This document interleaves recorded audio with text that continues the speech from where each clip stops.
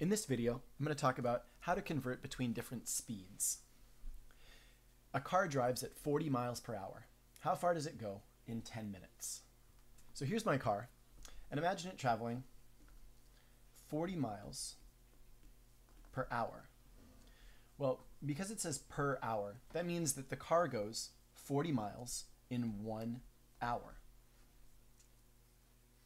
If I wanted to know how far the car can travel in 10 minutes, I need to figure out a smaller chunk of this 40 miles that's the same as that smaller chunk of an hour. So I'm trying to figure out how far the car travels in 10 minutes. Well, in order to convert between these two units, I need to think about how do I change hours into minutes.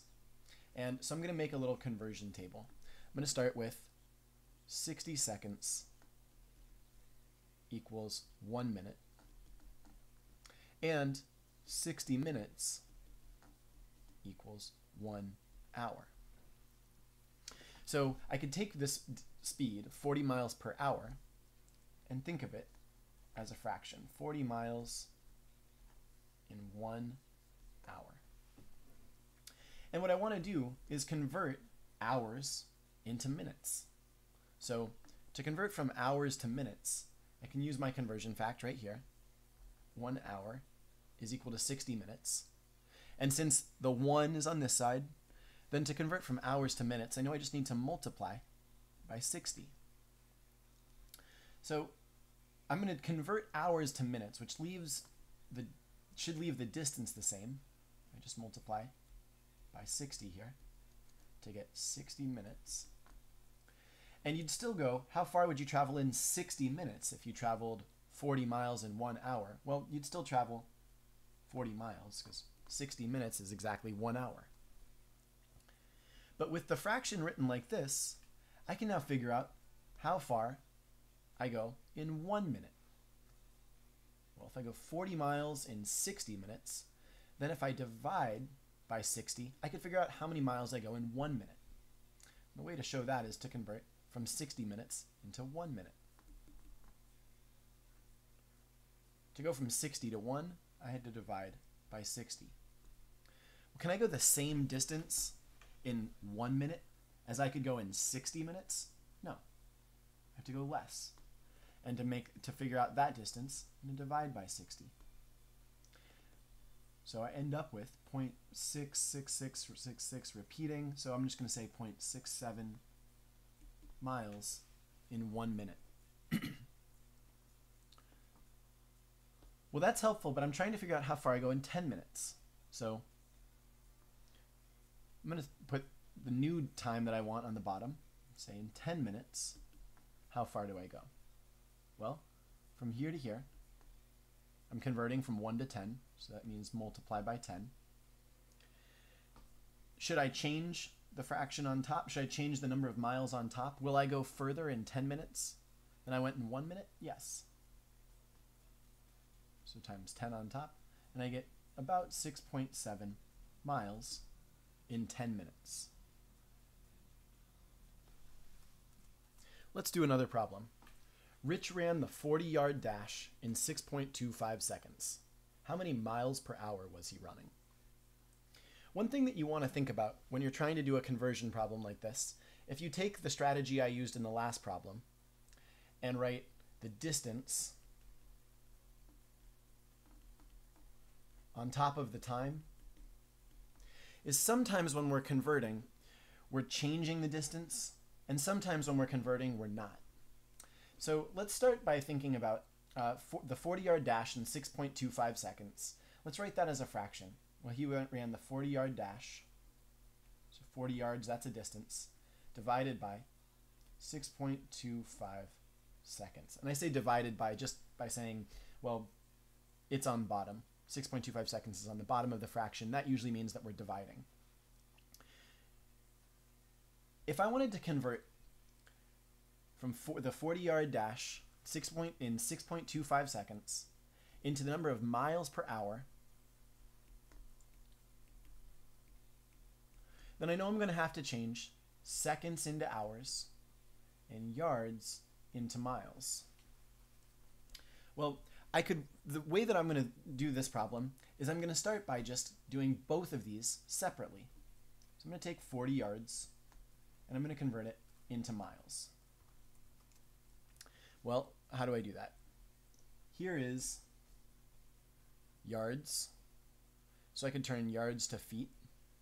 And then I could take feet and turn it into miles. So to get yards to feet, I'm going from 1 to 3. I multiply by 3. And then from feet to miles, I'm going from 5,280 to 1. So I divide by 5,280. So let's see, yards to miles, I'm going to multiply by 3 and divide by 5,280. The answer is about 0.023 miles. Now I'm going to try and convert 6.25 seconds into hours. And to do that, I'm going to use my conversion facts here. 60 seconds equals 1 minute. If I'm going from 60 to 1, then I have to divide by 60. And then 60 minutes equals 1 hour. So I'm going to have to divide by 60 again to turn minutes into hours.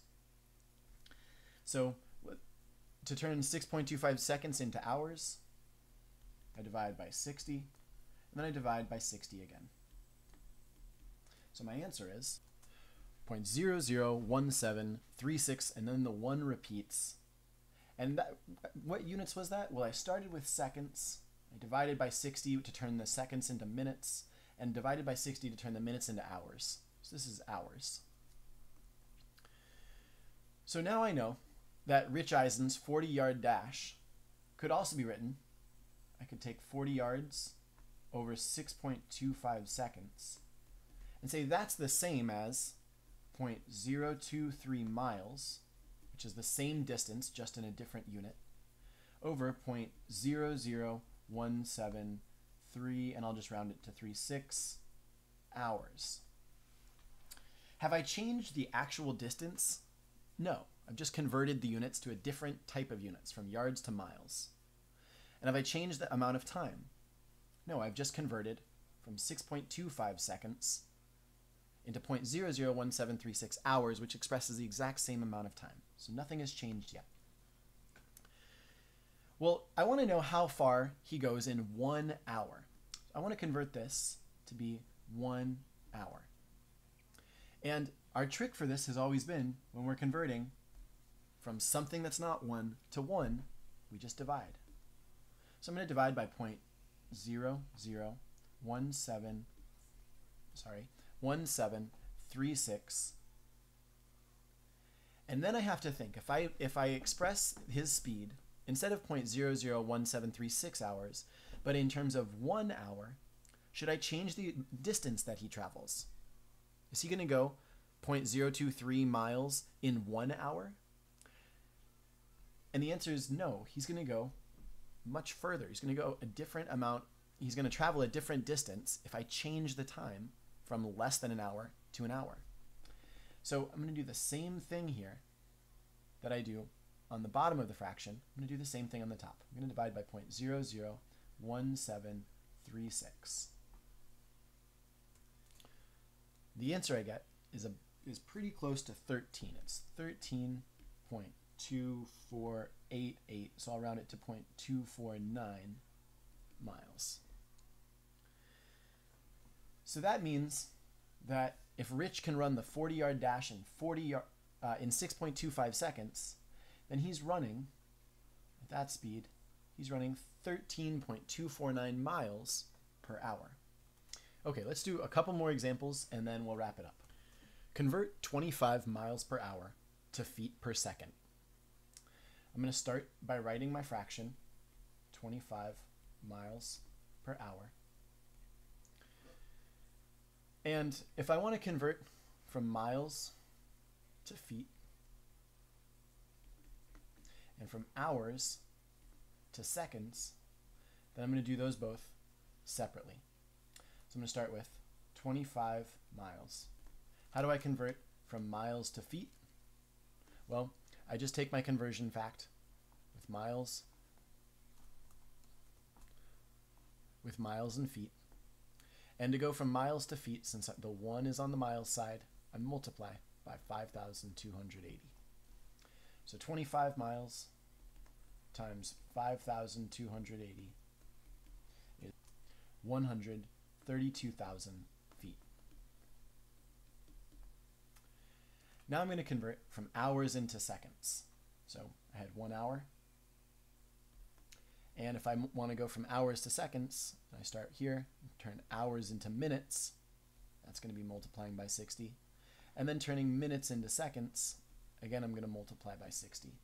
So 1 hour times 60 would be 60 minutes, times 60 would give me 3,600 seconds. So I can write the fraction again, but this time, instead of miles, I'll write the miles in feet, 132,000 feet. And the time, instead of hours, I'll write it in seconds, is 3,600 seconds. Well, I want to know how many feet per each second, so I'm going to divide by 3,600 to figure out how far we go in 1 second. And if that's true, then I also have to divide the distance by 3,600. And I get 36.6 repeating, and that will be feet. So 25 miles per hour is about 36.7, I'll say, I'll round it, feet per second.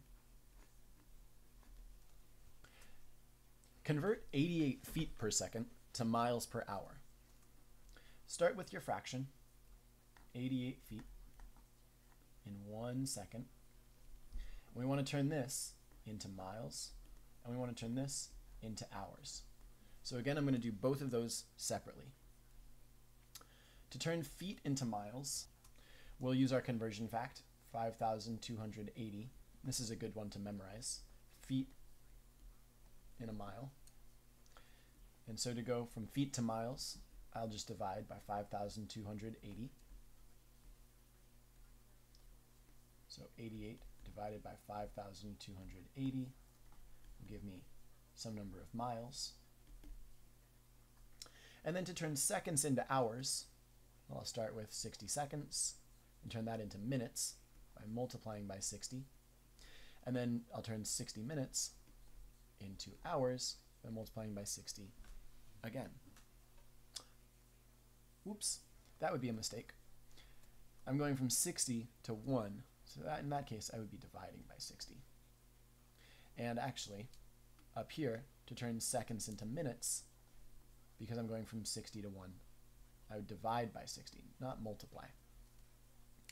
So I start with 1 second, I divide it by 60 to tell me how many minutes are in 1 second, and then I divide that by 60 to tell me how many hours are in minutes. That'll give me some number of hours. So I ended up with 0.016 repeating miles and 0.00027 repeating hours. So my original fraction of 88 feet per 1 second is now 0.016 miles divided by 0.00027 seconds. Well, if I want to turn that into, oh, whoops, sorry, not seconds, hours, and this is miles, so it should be MI. If I want to convert that to figure out miles per hour, well, I have to convert from 0.00027 repeating hours into 1 hour, which is going to change the amount of time, and that's going to change the distance. So at this step, I know I have to convert to 1 hour. To get to 1, I just divide by 0.00027 repeating. And if I did that to the bottom of I need to do it to the top. Divide by 0.00027 repeating. The answer is 60. So that means 88 feet per second is equal to 60 miles per hour. The basic idea of this strategy for conversions is that when you're converting from one type of units to another, you can you can work with only one number. You can work with the number on one part of the fraction. So if I wanted to convert miles into feet, I can just multiply by 5,280 just on top and leave the bottom the same. But if I want to convert from one type of unit to a different number of that same unit, then whatever I do on one part of the fraction, I have to do on the other.